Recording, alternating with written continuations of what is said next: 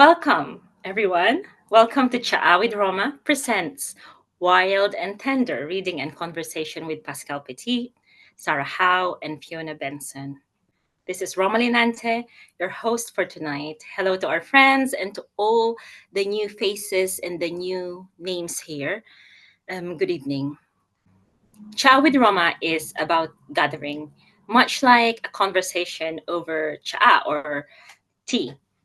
It's supposed to be slow, thoughtful, and healing.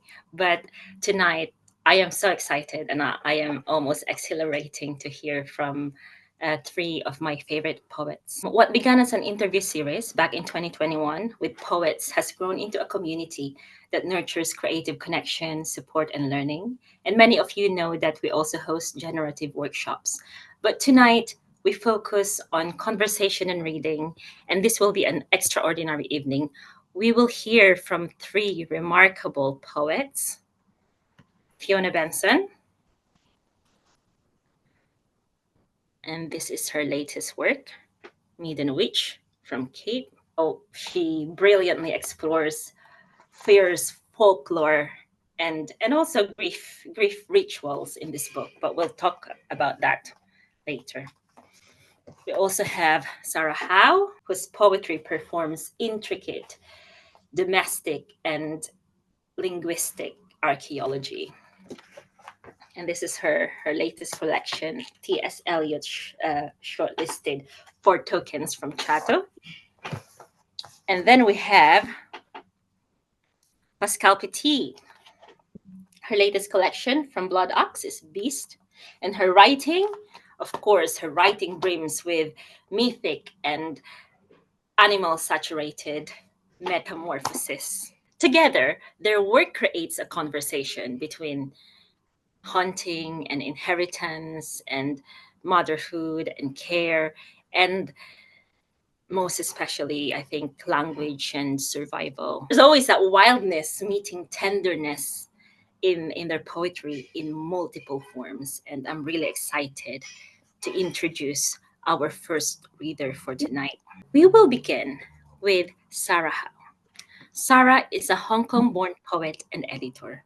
Her first book, Loop of Jade, Chato and Windus, won the T.S. Eliot Prize and the Sunday Times Young Writer of the Year award. A new collection is out now, 4 tokens. Previous honors include a Hawthornden Fellowship and the Harper Wood Studentship for English Poetry, as well as fellowships from Harvard University's Radcliffe Institute and the Civitella Ranieri Foundation. She is the poetry editor at Chato and Windus. Please, everyone, let us clap our virtual hands for Sarah. Thank you so much, Roma. Can you all hear me? Am I audible? Yeah, good. Sorry, a bit of an insight into the life of an editor. I'm actually hovering, ready to launch Mona Arshi's poetry collection in this same space in an hour's time. So I hope that there won't be too much sound and noises off, but apologies if I have to pull the plug on myself at some point. I think we'll be all right. It's a real honour to read for Roma, who is one of my own beloved poets at Chato, who I have adored working with, and with Fiona and Pascale on the bill too. What an absolute dream to hear them.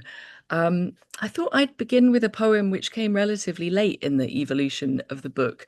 And I did think for a while might make a good opener, being a sort of ars poetica of a kind.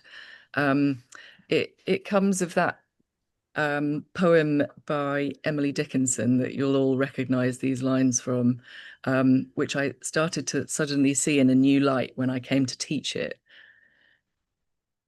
Tell all the truth, but when my next slide clicks into place, tell it slant. It sets off an involuntary ricochet inside my head. Slant eyes, slant rhymes, slant, still I shan't tell about those playground jibes, jingles, fingers stretched to press lids taut, save how it taught me, still now, to press a lid, tell it slant on anything like rage. I suppose in the way that you do find yourself thinking back to your own childhood, I think, at the ages that your own children reach. And my son is 7 now, the age that I was when we moved from Hong Kong to England. And uh, I was old enough to understand what the children in the playground were doing, but my brother, he didn't. So he came home and found himself demonstrating this game that the English children would play. The next poem is one that I was almost on the verge of not putting in the book because I found it a bit too undignifiedly exposing of myself. I think you'll see what I mean. But I stood by it, and it sits in the collection next to this rather tranquil and placid pregnancy poem. And I think the contrast is instructive. Its title is a line from a radio script by the philosopher Mary Midgley, which the BBC initially commissioned and then eventually rejected on the basis that it brought too many domestic trivialities into the life of the mind.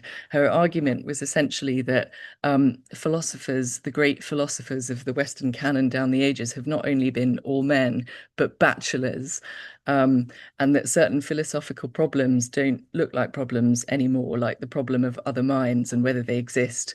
If you've had the experience of being a pregnant person, you know that they exist. So yeah, the title is Expect No Logic from a Pregnant Woman. Even one trained in the arts of argument, and as for arguments, there are lots of those, I can tell you that for free. Take that time, I screeched, red-cheeked in the Volvo as he steered us and the keening car seat towards our shared destiny. Picture this scene. On the nightstand sits a well-thumbed copy of How Not to Hate Your Husband After Kids. A female form, grotesque, distended, lies beached among heavy sheets in the half-lit mind of 5:25 a.m. And the wail goes up, "Mummy, mummy, mummy," from the cooling cot bed in the box room as the radiator starts to tick and fuss. Is this the moment for Mummy, the philosopher, to doubt the consciousness of others, assured in the separateness of our closed-off bodies, just as the loaded breasts begin to seep? I must stop finishing his leftover pasta, soused as it is in toddler germs. Reason dictates. At 8 months, my body is not my own.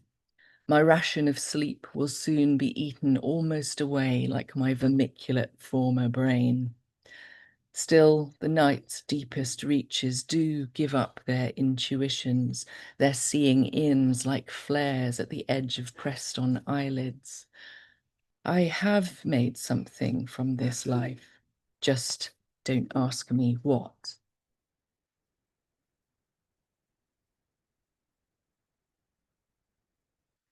Um, and then this next poem is a little sonnet for my son, who, oh, I suppose I don't need to explain it too much because it's in the poem, but he was one of those children who um, uh, made these sort of lovely felicitous accidents of language when he was coming into that world himself. So instead of doing the thing that children often do of referring to themselves in the third person or by their names, he spent several months modeling up you and I. He thought, it makes sense that he was you, because that's what we called him, and everybody else was I, because that's what they called themselves. And I thought that was lovely enough to put into a sonnet. And there's also some astronomy here, because that's the way I roll. Parallax, after Neruda, Sonnet 17. For a few months, around 2.5, you mixed up you and I. Poems, of course, do it all the time. I'd say, wait, you need your hat. And you took that you as a fixed star to navigate by, not knowing yet how stars, according to the position of the viewer, shift in the sky. It would take me a moment to adjust, and your face in that glitch of light delay took on the disconcerting air of telepath or scryer deep into my heart, young and ancient at once. You want milk? Do I? Or one performing the toddler Jedi mind trick with a finger twitch. I come here, an entreaty in your mouth, waiting for the other, me, to step through into the rippling mirror world and embrace you whole again. Things you'd rather not know, children show you in yourself. Viewed from Earth, stars trace nervous loops. How time would crawl and race those early days, our worlds still so intertwined. Your face was mine, your head nodded into sleep, and my eyes closed.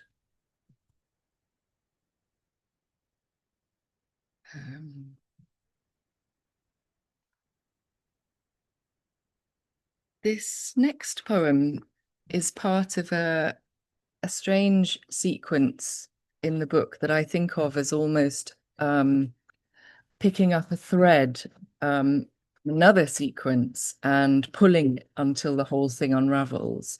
So it's sort of a series of meditations on phrases that crop up in this other sequence. In this case, the phrase is unknown language, which I just let myself sort of riff off in an almost glossolalia-like toddler's relish with pure sound and rhyme kind of a way. And this is where the phrase unknown language got me. I suppose it's a poem of mourning for my mum's Cantonese, which I never learnt to speak very much at all, let alone natively. Undersong 3. No, I do not speak my mother's language. Other tongue, nether tongue, long gone birthright tongue, mutter tongue, untuned, unstrung.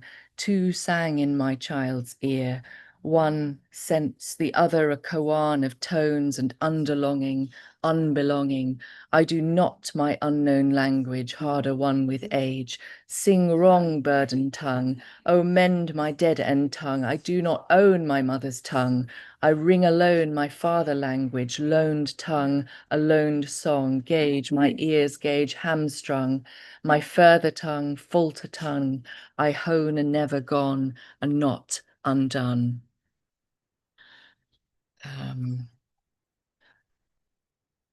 And then I think I'll read a few sections from a poem I've not really read much from before.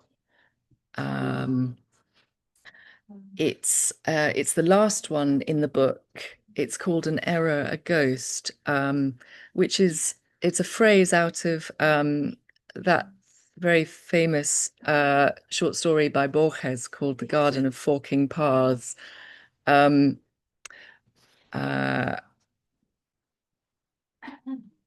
this poem is sort of reflecting on various things, including the fact that I came across a photograph of my maternal grandmother. I'm so sorry. I'm just going to nip around the corner for a sec. I'll be back. As Sarah has to nip around the corner, please, if you guys have any question, feel free to start inputting them on our Q&A box. And here she is. Right, I'm back. Sorry. Yes, a photograph of my mum and her adoptive mother.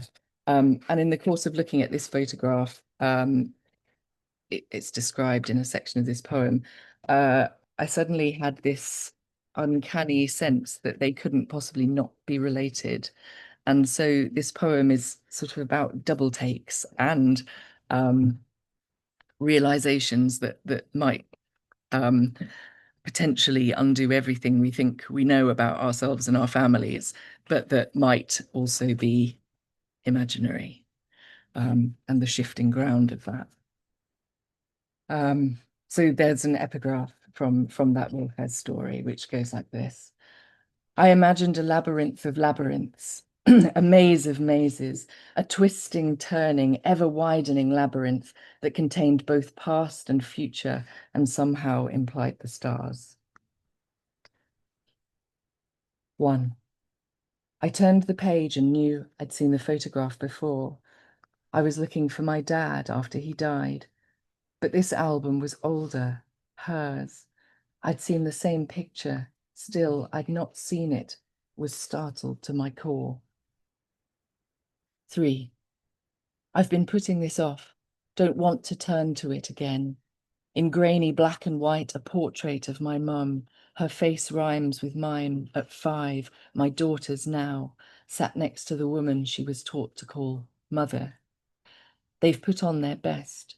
Girl in a pale striped dress, Peter Pan collar, pigtails tied with ribbons that look white but can't be. The woman, she's in a patterned cheongsam out of Wong Kar Wai, lipstick, wavy hair restrained into a do. Both smile.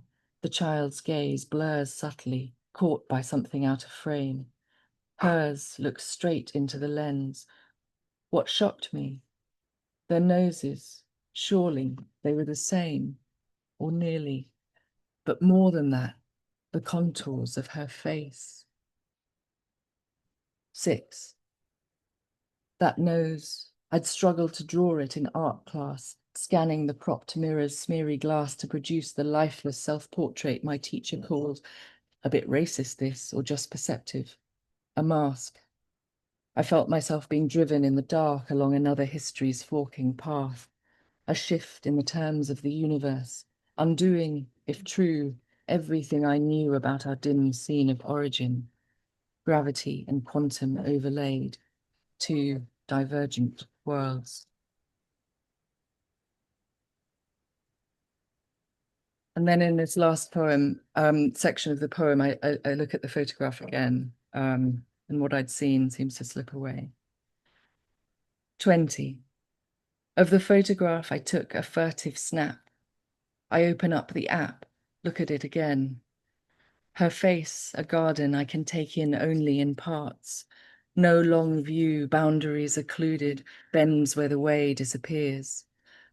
This time, I'm not sure. A phantom resemblance, a magic eye picture. Now you see it, now you don't. A shadow, a wrong laddering down into my blood, or not.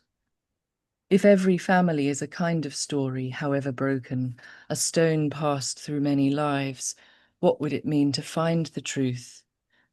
Pity those who make their mothers into myths. For them is reserved a special hell. More pitiable still and overlapping are the others, the ones who must make their myths into mothers. Thank you so much.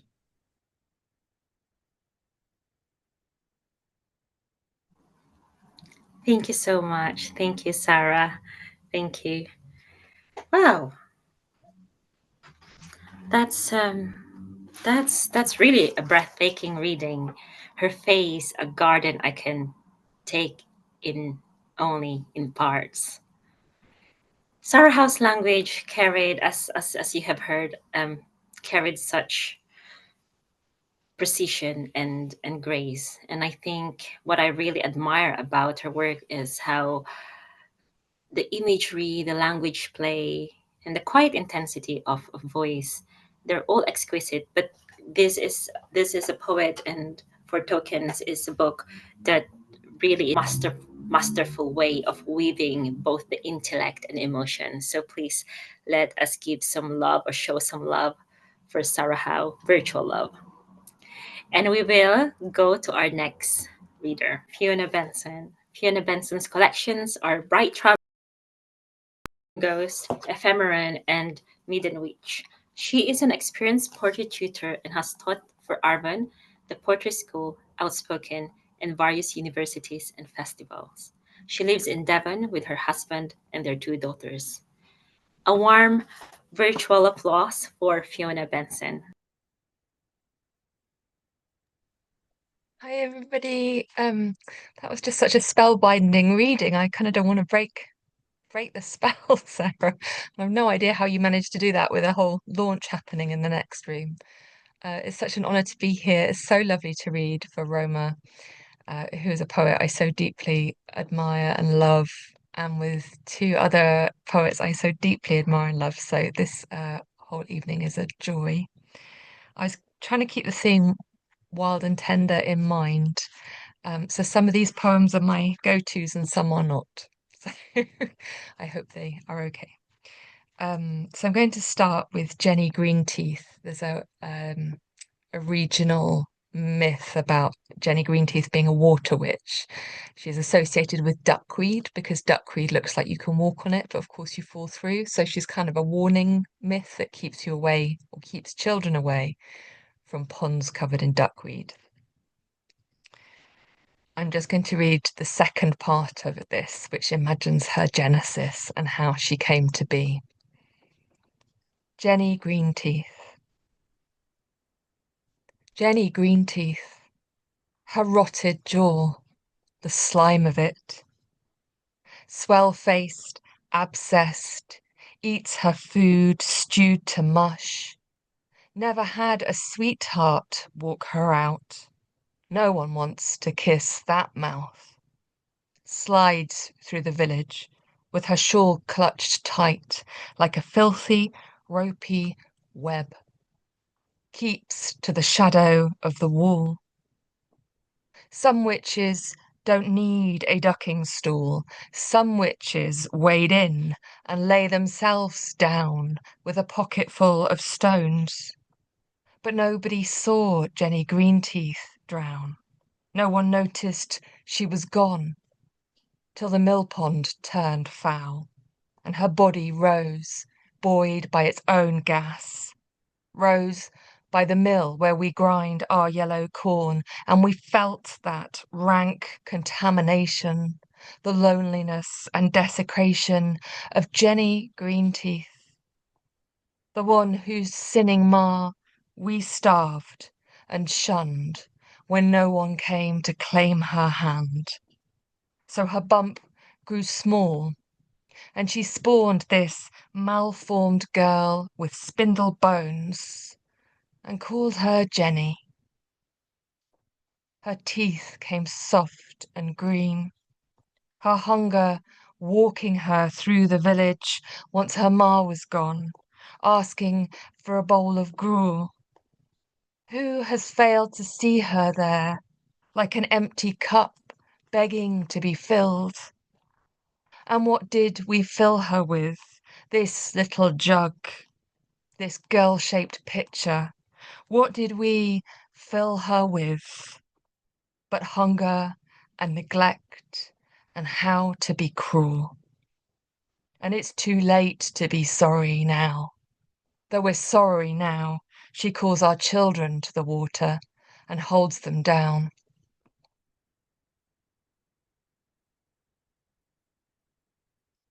Um, so I was doing a little bit of research into witches, and a lot of the kind of beliefs about warding off witches or witchcraft in general seem to be, to me, to do with anxieties and fears about safety, and particularly children's safety in a world that wasn't very understandable, that was confusing, that took children very young with all sorts of illnesses that we can deal with now, but they certainly couldn't 300 years back, 200 years back. So this is a little charm. It's some of it's a little found poem. The end of it is a little bit of found poem rearranged. charm for an ailing child. I stitched a sprig of rowan in the pocket of my son's white smock, close to his heart. He died in any case, and was buried in the kirk, and I too will soon be gone to that majority. And then one of my favourite findings, I guess I already knew about Nicholas Culpeper, but I hadn't read much. But he was a 17th century physician, as I'm sure you all know, who wrote this marvellous compendium of hedge remedies, some of which is bonkers, but some of which is actually good working medicine. And he wanted to make hedgerow medicine available widely, rather than something that was kept by doctors as secret knowledge you had to pay for. But there's a little aside when he talks about mallow, which is a pink kind of late spring flower. He makes a little aside about his son, which really made him come alive for me. Culpeper on mallow.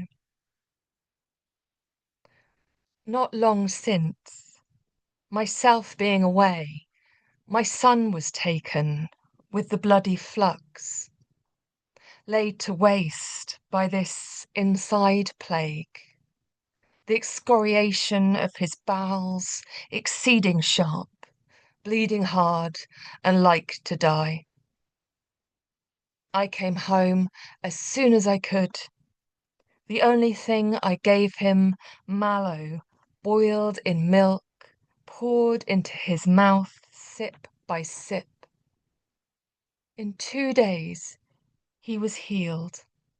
Thank God, thank God. I thought him gone, and myself, love's creature, utterly undone.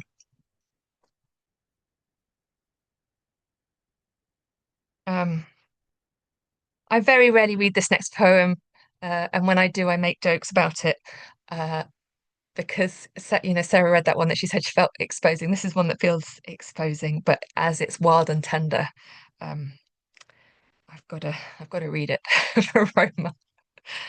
So this is a poem it's in the herbal section of my book, and it thinks about lilac chaste tree, which is a lovely herb you find in Mediterranean countries, covered in bees.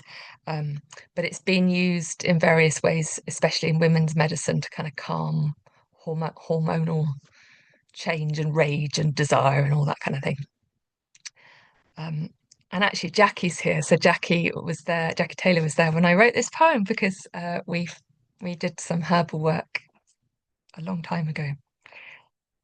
Lilac chaste tree. Monk's pepper, Abraham's balm, planted in the physic garden to keep down desire, good for menopause, that vector of trouble and inflammation, which I am fast approaching, peppery, splenetic, volatile, with headaches round the womb and bleeding. The doctor has put in a coil, and now I feel terminal, agnon, unfruitful, barren. It is hard to break with childbearing, hard to unlearn the circle of menstrual flow. I do not want to be chaste or free from desire. Desire was never a prison, but a wild emancipation. Apply yourself like a compress to the rough, uneven places. I need your skin on mine like balm. I need you to drink me ritually like wine, to love me well, now that I am beyond the auspices of the moon. This is my complex late summer flowering, long sprigs in the riverbed of purple bee-kissed spires, their scent of nectar and mint, their scorched belated grace. These are my dog star days, I know I am subject to changes, occupied by dark blooms. Vanishing sends such a tremor through me. Hold me, see me, feel how I burn.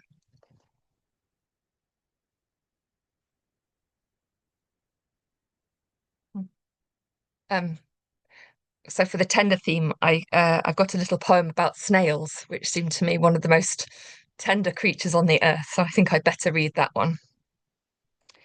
Snails. Knuckled under from the beginning, we grew the muddy spirals of our shells in microscopic increments, porcelain secretions. Now our soft horns test the air for violence. We know that we are loathsome, boneless, gross to the touch, that our surfeit of nerves, our pulp, provokes your raised foot, that our shell is as fragile as spun glass. We know that at any moment we might be raised and dashed against a stone by a thrush. We keep very quiet in the margins of your lives. Wait for the moon and the cool lick of dew that moistens our passage on this caustic earth. At night we emerge to eat our widow's mite of green. We touch each other shyly, mate in ecstatic waves, exchange small darts of calcium affection, leave our slick behind us, nacreous and unstable with element of pearl. We are erotic, beautiful. Listen closely. We are speaking of softness and survival.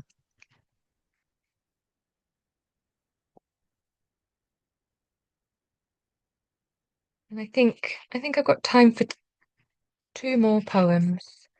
Um, so I'm going to read a little spooky folk tale, I thought, since we're getting near Halloween.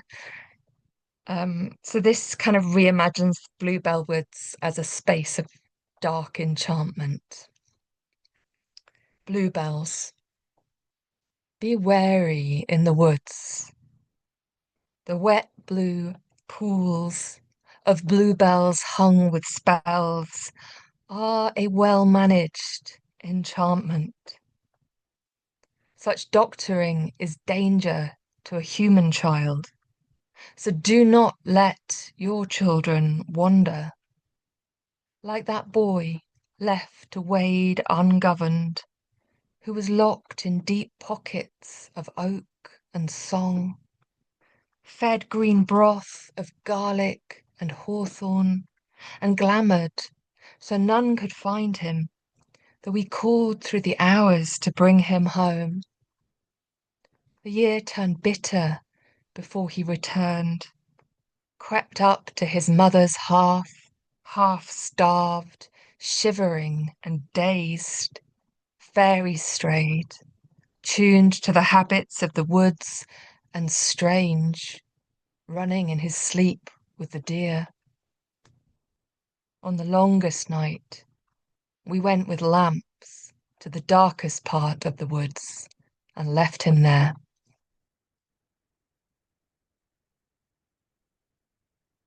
And then I'm just going to finish with a poem about a spirit midden.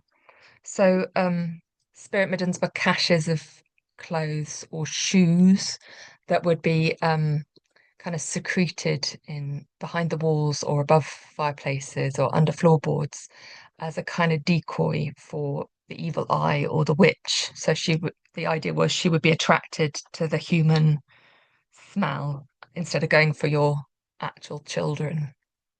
Yeah, I don't think there's anything else I need to say. Spirit midden with slow worm and snake.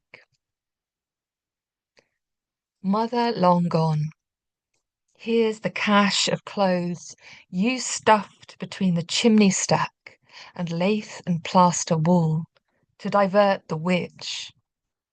Your son's left shoe worn to the shape of his foot, his patched and grubby breeches, the baby's shift, occlusion, decoy, bait.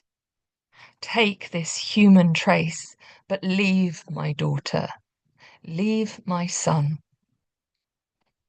The way when my eldest found a slow worm on the hot cobbles by the church and picked it up to put it back in the cool grass, most merciful deliverer, it dropped its tail, a small morsel, a part for the whole, an offering of meat.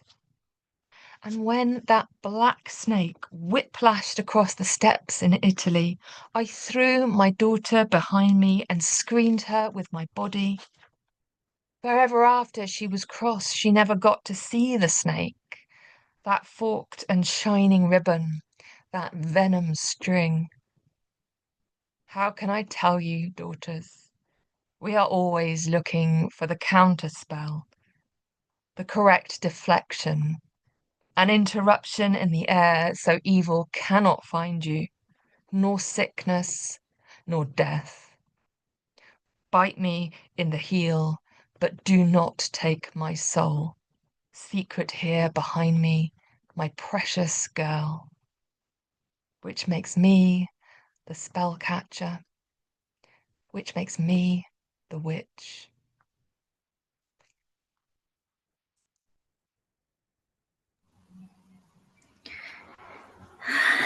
Thank you so much, Fiona. Thank you. How can I tell you, daughters, we are always looking for the counter spell. Utterly beautiful and electrifying reading and work, Fiona. I really admire the rawness, the tenderness, and pure magic in your poems, but also they all profoundly human as well.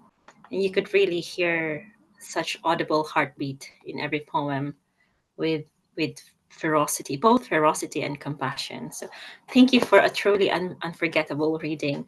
Please let us show Fiona our virtual claps. Thank you. Our last reader of tonight is Pascale Petit. Pascale Petit has published 9 poetry collections, 4 of which were shortlisted for the T.S. Eliot Prize. Oh my God. 4 of which? How to be you, Pascale? Her ninth, Beast, published by Blood Ox in 2025, is a Poetry Book Society recommendation.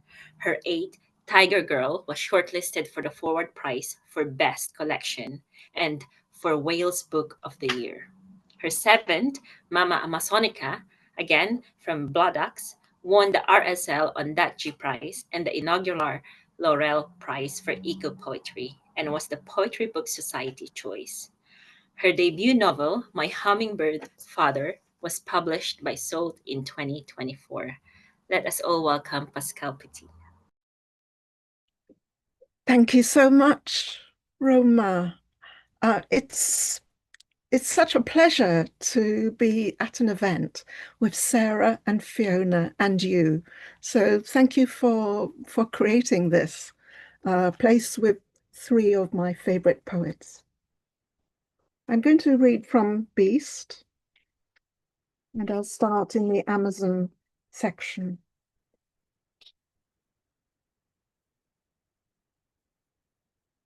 The river started to flow when I was 13. It grew between me and my mother. I saw the jaguar bathe in the shallows. The caiman, with his crown of horseflies, accepted me as a friend. He led me to the swift center where nighthawks roosted on driftwood, raised their sleepy eyelids, and were not angered by my presence. They were forest dreaming as the current took me in its arms and whispered encouragement. My mother's chair seemed further away on the far bank, and I could no longer hear the words that stung. The river glittered with waves, and each was a picture I could paint or a book I could write. It was as if I'd entered a new element and could breathe water. My feet touched the bottom where stones told me their stories, and I listened. Capybaras barked a welcome, and even the cowbirds on their backs gurgled as they plucked botflies from their mounts. I plunged into the fertile world and swam to safety. I wrapped each wave around my neck like a shawl of sunlight. The anaconda swam with me, and every scale was a make-up mirror telling me I wasn't ugly. My brown eyes were not cow shit, but clean as the harpy eagles. Morphos drank my tears and fluttered on my lashes. Everywhere I looked, I saw my future was gilded blue. My black hair, mother had cropped to my scalp, grew into ringlets of vines on which jacamars and tanagers perched. Marmosets played in the coils and made me laugh. When I floated on my back, my breasts were two turtles drying their shells on a mud bank. And when the jaguar dived beneath me and lifted me up into the light, I clung to his back and rode my life.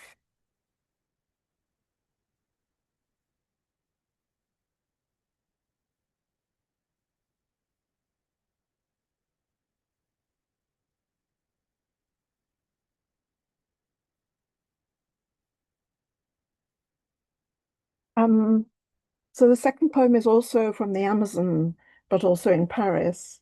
And everything that's done to hummingbirds in this poem actually has been done to hummingbirds. Um, and yes, their hearts would be eaten. Hummer. I think of the unspoken, his airless room, the words my father coaxed from his lungs with the help of oxygen, the suitcase I found on the shelf above his bed with its jars of mummified occupants, how I unwrapped the photo curled around each hummingbird couple like a sarcophagus, the smell of honey mixed with formaldehyde, and how, when I prized the male from the female, their throats glowed like embers just above slit chests. I saw it all then, a boy with his slingshot in the forest at dawn, his hands pinning the hummer's wings, the penknife slicing through its narrow breast, its tiny heart torn out, still beating, hot on my father's tongue.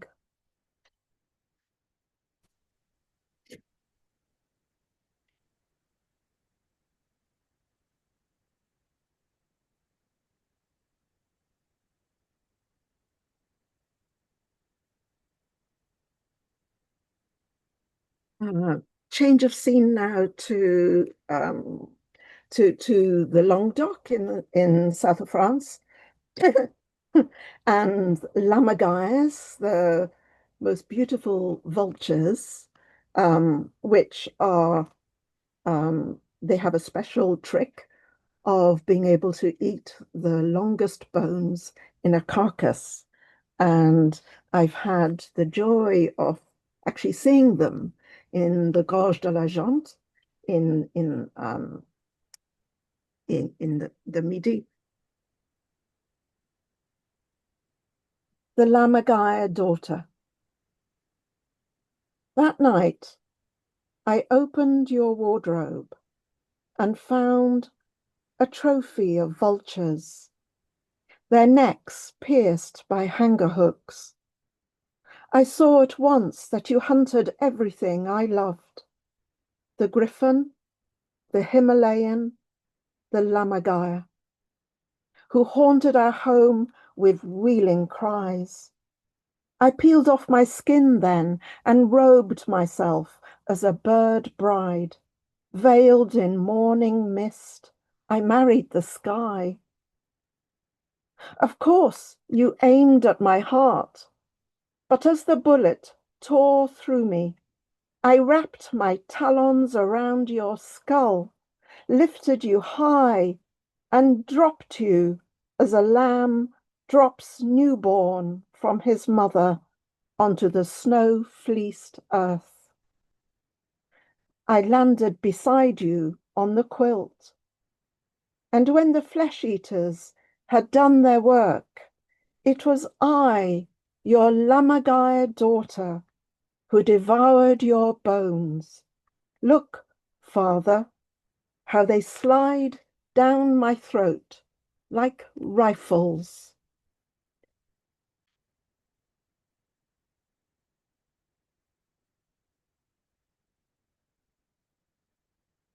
Definitely time for a tender poem. So this is still in the south of France, but in the Camargue, the wetlands. And a bac, BAC, is a ferry across the Rhone River. Bac du Sauvage.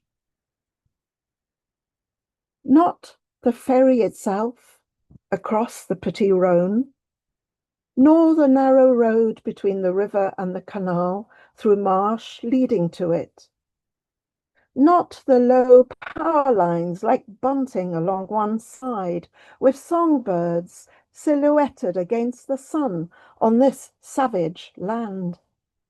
Not even when, if we stared at them long enough, their colours would reveal them to be bee-eaters, scanning the sky for insects.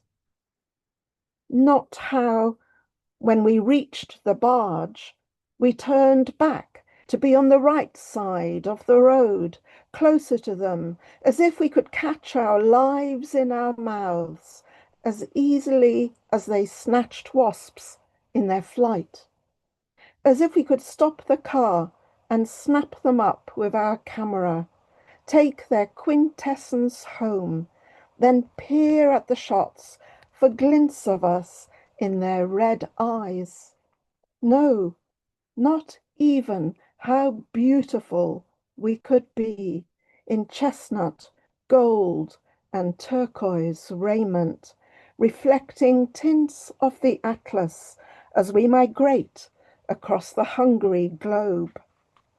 What if we could rub all the world's harms from the air as they do, dash hornets' tails against the post until their stings break off?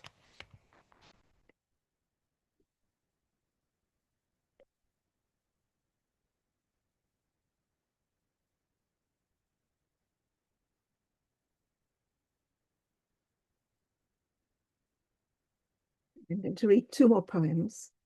And this one was inspired really by an installation or sculpture, you might call it, of a bridal gown, which was immersed in the Dead Sea until it accrued a lot of crystals.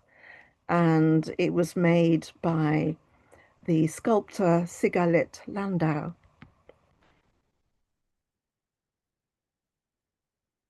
Salt Bride. How long has Earth floated in her salt dress? When did her bridal gown crystallize, weighing her down like an anchor inside a dead sea? Who lowered her into the abyss? Whose tears does she wear? Bride who once somersaulted through the fathoms like a song whale, flooding ships with her psalms, homing through the deep, attended by shoals of stars. She is an antique dress with crinoline hoops encrusted with islands and continents. Lonely blue-white jewel, no fish to stroke her plastic bags, snagged inside the lace, where once she had a body.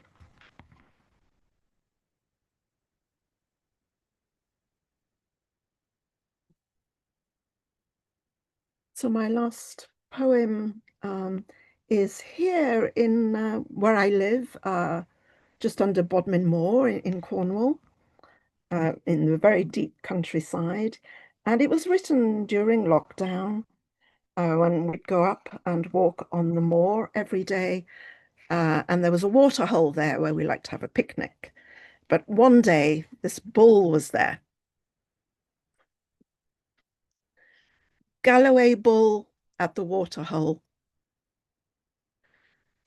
The black bull growled like an earthquake. He pawed the ground and glared. I retreated to a rock to eat my picnic. The waterhole belonged to him and his banded cows as they bathed. The black bull looked like he was made of thunder and black ice, his shaggy coat heavy as midnight. His balls hung in their sacks like rain clouds about to burst. His pizzle a lightning bolt. The moor swung around him like a cloak, its stunted haws and gorse fur clotted with sheep. I left so long ago, ran from the wild, but that bull is still there at the back of my mind that's a moor now, scratching me as I pass, its cobwebs tearing like my mother's thighs the day I was born. I don't know which gate I left by, which stony bridle path I've trudged all my life, searching for him. Did the ravens up on the tor carry me off, never to return to earth's maze? The bull's face with its galaxies of flies. His eyes were the wolf moon and its twin in black water, and his tail that he swished, dripping mud, was the tail of the universe, hot and angry. Thank you.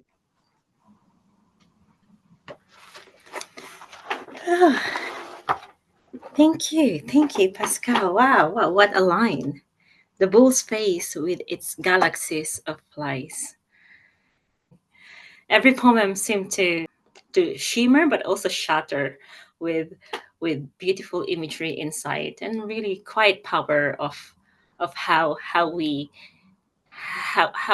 love, protect, and also pain as humans. So thank you for a deeply moving experience, Pascale.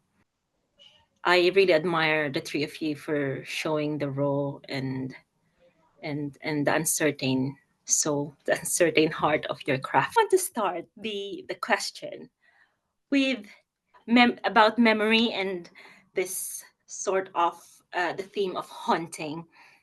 I mean, Sarah's poem, An Error, a Ghost, literally revisits an old photograph. And I think in one of your poems, Pascal, as well, there was a line where you were looking at that photograph of your father. And Fiona's witch poems, they are all speaking from beyond the grave. Actually, Alice said that in particular, she feels that Fiona's work is rising up out of centuries of subdued and diminished female experiences. We'll go to her question later. But my question is, for you, Sarah, Fiona, and Pascal, do you see poetry as a conversation with the dead, and which parts of ourselves refuse to die as poets?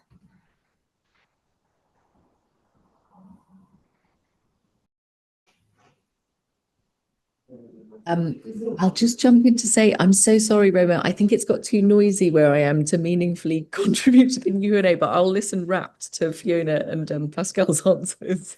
Sorry, guys. Thank you. Thank you, Sarah. Thank you. Thanks.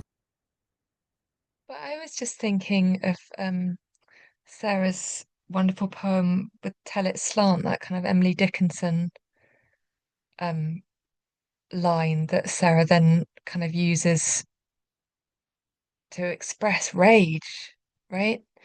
And a rage at having to tell things a bit sideways or in a repressed way.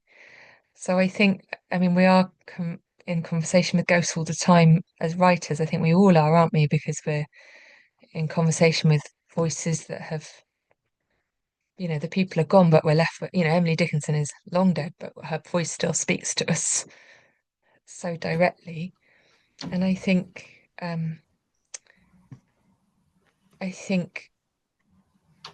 yeah, so sometimes we are definitely trying to listen to those voices that Alice was referring to. For me, I'm sometimes trying to listen to voices of women that haven't had a chance, that have been out of language, and unlike Emily Dickinson, haven't been literate, haven't had a chance to speak on the page.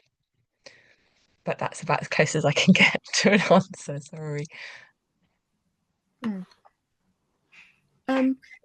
So, Roma, yeah, you asked if there are conversations with the dead.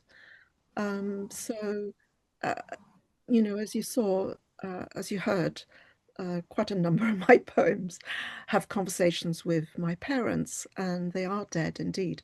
But they don't feel dead, to me, they're really alive. But in the poems, I guess I'm trying to change them because I can't accept the way they were. And yeah, and picking up on what Fiona said about the rage, well, when I started writing those poems, it was very much considered a taboo, really. And I did have to kind of break a silence to write about something that wasn't allowed to be written about. So yeah, so the whole subject of abuse of power, which a parent can inflict, and which is done, on much larger scales around the world. It is something that I'm very concerned in writing about. So the abuse of power, but also how to survive that, and how to somehow survive and remain beautiful, because there is something beautiful about being a human alive. I really felt that, Pascal, today when you were reading Amazon, which I've heard you read and I've read a number of times, but those lines really you said about the Amazon, it's not angered by my presence, and then the lines about I plunged into the fertile world and swam to safety, and that felt to me like what we do with poems. It's our fertile world, and we're swimming to safety and kind of trying to change that original trauma through language.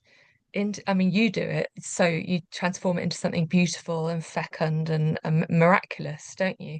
But those lines really hit me today of like, oh, that's what we're doing with poems. We're swimming to safety through language, right? Yeah, absolutely. I think we're trying to write the truth for us as women, human beings, but women too. But keep that truth from being. I don't want to make it unbearable for the reader or listener, and I don't want it to be certainly to be unbearable for me. I want it to be pleasurable, actually, fun even to write.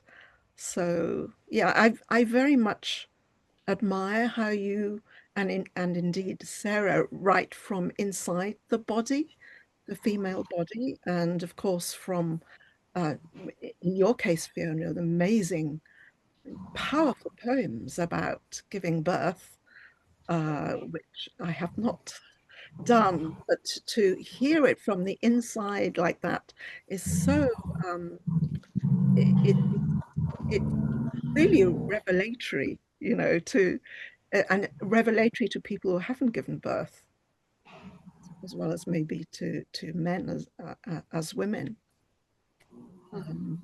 Yeah. So thank you. So we really are, like what you said, Fiona and Pascal, we really are conversing with the dead every day. And I guess what I'm hearing is that by conversing with the dead, we somehow keep them alive as well. And maybe we can reshape them or reinvent them to some extent. Um, I would like to move to our next question, actually, which is, I think, two of our audiences have a similar question. Came from Alice and one of our audience, Rachel. A question for Fiona, but I think all of us could answer. I mean, all of you could answer it as well. When I read the poems in this collection or hear you read them, it feels as if they are rising up out of centuries of subdued and diminished female experiences on a tidal wave of profound feeling. How was the research experience for you? And I think this is also related to this from Rachel, which is, how do you decide on themes for your collections and how much research do you do? So maybe Fiona, you can start. Yeah, so this this idea of kind of rising up of um women that haven't been heard is really important to me. Um, there's a poem in my collection that's it's an old Ovidian myth about a servant girl being turned by a goddess into a weasel, and I really that character's called Galinthis, and I really love that character, and I think it's because I feel that looking back in my own immediate history, that's where my relatives would have been positioned. So my grandma, my maternal grandma, was a servant in a big house. She was orphaned, and then she went to work as a servant in this big house. So I'm kind of looking. I find those lives absolutely compelling. Those lives of women on the outside almost of the big stories, the kind of marginalized women, and um, yeah, I don't. You research, you do look for stories, don't you? But you can never tell which are the ones that are going to really want to speak through you. So for Midden Witch, I did do some archival research, kind of reading witchy pamphlets and accounts of folklore and so on, and rootling through um, archives. But you never know quite what's going to metabolize or quicken into a poem. And I think that's just general, isn't it? It's the same with experience. You never know what things are going to filter through eventually into a poem. It's all very random. But I do love that kind of feeling of opening yourself when you're researching to other stories and being open to being a kind of, I mean, I don't want to get too spooky, but open to being a conduit for them. Um, yeah, that's probably what I have to say. Yes, thank you, Fiona. Um, yeah, I don't decide to write about something. Um, usually I think there's usually a key poem, and that kind of, I just follow my nose, as it were. I just kind of follow excitements, and I am naturally, as I'm sure you know, I'm drawn to writing about the natural world, and the wild natural world in particular, usually. And so I do write a lot from observation. So, for example, I mean, I have, spent time in the Amazon rainforest, in Indian tiger forests, and but even also, I do a lot of my writing in Paris on writing retreats, and I can literally spend hours watching a jaguar in the zoo. And, whereas people tend to just float by and see whether he's there or not, I will kind of spend a long time watching him and even sleep. Yeah, I don't know what else I have to say about that. Imagination, yeah, is that spooky area that Fiona was mentioning, that kind of want to be surprised when you're writing, and things just appear, really. But the observation is important to me, because I do want to observe the natural world as it's disappearing, really. So it's to do with that. Thank you. So research and observation come hand in hand, like what you're saying, Fiona, with giving voice to the muted, and almost like we're our own archaeologist, and following excitements, of course, in Pascale. I think with all your works, really, Fiona's Vulnerable Girls, The Abused Child in Pascale's work, and of course the Unlearned or the Dead Languages in Sarah's work, we're all trying to almost reincarnate or dig the past to make something new and useful for today. Perhaps one more question before we end the night. Let me just check the chat box if there's anyone who has put a question. Okay, so from Micah, general question as well. Do you tend to write from memory, imagination, or observation? I think it might be all three. I think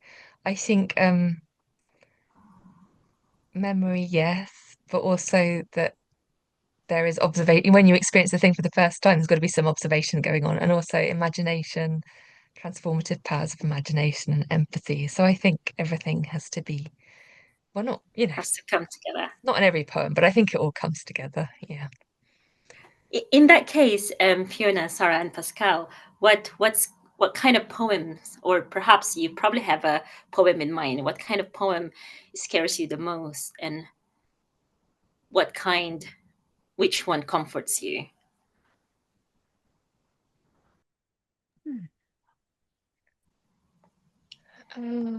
Scary. I find Bridget Pigging Kelly's poem Song very, maybe a bit like Pascal's work, actually. Incredibly beautiful, but incredibly frightening about the cruelty of the world. So it's called Song, and it's a kind of myth of a girl with a goat, and the goat is kind of beheaded rather horribly, but the poem is incredibly beautiful. And then there are all kinds of poems that I think I find all poems comforting, actually, because they just make you feel less alone, don't they? So many poems are a comfort to me, including actually Emily Dickinson. Weird, it's weird that Sarah read that Emily Dickinson poem first, because I've been revisiting Emily Dickinson such a lot recently, and yeah, she's really comforting just in how angry she is some of the time as well. Like, yeah. So all poems. Thank you. Thanks. Yeah, I too really, I'm in awe of that Song poem with the goat. It's just incredible, isn't it? And other poems of hers too. Yeah, I think I think I find Pablo Neruda, especially Canto General,